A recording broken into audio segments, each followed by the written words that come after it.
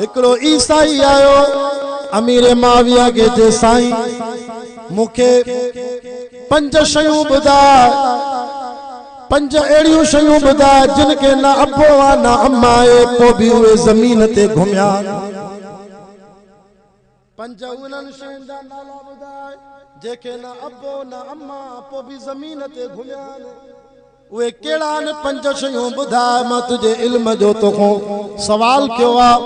हजरत अमीर मुआविया मुस्कुराए फरमायो ते मुझे सीने के मोहम्मद जी दुआ लगला बुधाया तो ये 5 शयूं केड़ियों जेके ना अब्बो ना अम्मा पो भी उन्हनि के साह होयो पो भी जमीन ते घुमिया। सुभान अल्लाह कर दो बुधाया। जैसे नंबर पेरो हजरत आदम अलैहिस्सलाम जेके ना अब्बो आ ना अम्मा है पो भी दादो आदम जमीन ते घुमियो। घणा थिया हिकु गणी दो वन ता घणो घोटकी में माके घुराईंदा मां ता जे करे मुतालो करे कुछ नयूं गालियूं तो बुधाए मां ता चवो न सही हबीबुल्लाह शाह सागी सकीना तो बुधाए।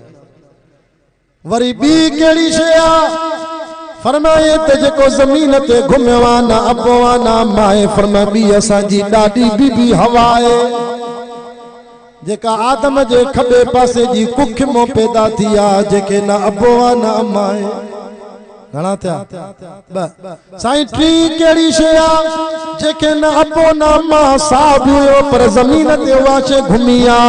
हजरत अमीर माविया ने ईसाई के चयो टियों हजरत मूसा नबी जी लठया जेका जादूगरन के मुकाबले में अल्लाह के हुक्म सा फइज़ा हिया हय्यतुन तसा। कुरान तो फरमाए फइज़ा हिया सोबानुम मुबीन। अल्लाह के हुक्म सा वा लठ वडो नाग बणजी वई ये जमीन ते चक्कर हणी सब नाग खाई। इन लठ के ना अब्बो ना अम्मा कारीगर नाग मता जे अमीर माविया हिया अमीर माविया के नबी से दुआ कई जालिम तो एड़े सहाबी के लाउडन ते गारी दो ने मता खुदा कब्र में शिकिल फेरावई तोखे पांजो सालो प्यारो आ बाकी मोहम्मद के पांजो सालो प्यारो न थींदो। घणी शयूं थियूं एको आदम बियो हवा टी मूसा जी लठ। चौथो फरमाए चौथे नंबर ते हजरत सालिह अलैहिस्सलाम के कोम चयो त इन जबल मो डाची कढी दे। नबी दुआ गुरी अल्लाह जे हुक्म सा पत्थरन मो डाची निकती ढुकी डाची। एक मुसलमान जे घर के 5-5 किलो खीर मुफ्त में मिलंदो हो हिया जो घुमंदी त जमीन ते सजो गांव खाई वेंदी।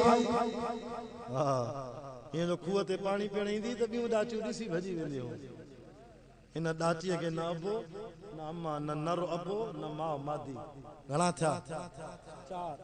5 नंबर ते ना अबो ना अम्मा पो भी जमीन ते घुमियान साहो थन ते 5 नंबर ते जने इब्राहिम अलैहिस्सलाम पांजे पुट इस्माइल जे कंध ते काती पियो हलाए मिना जे मैदान में काती पियो हलाए। उन माल रब छा फरमायो जिब्रील जल्दी कर मां त इम्तिहान पो वठास।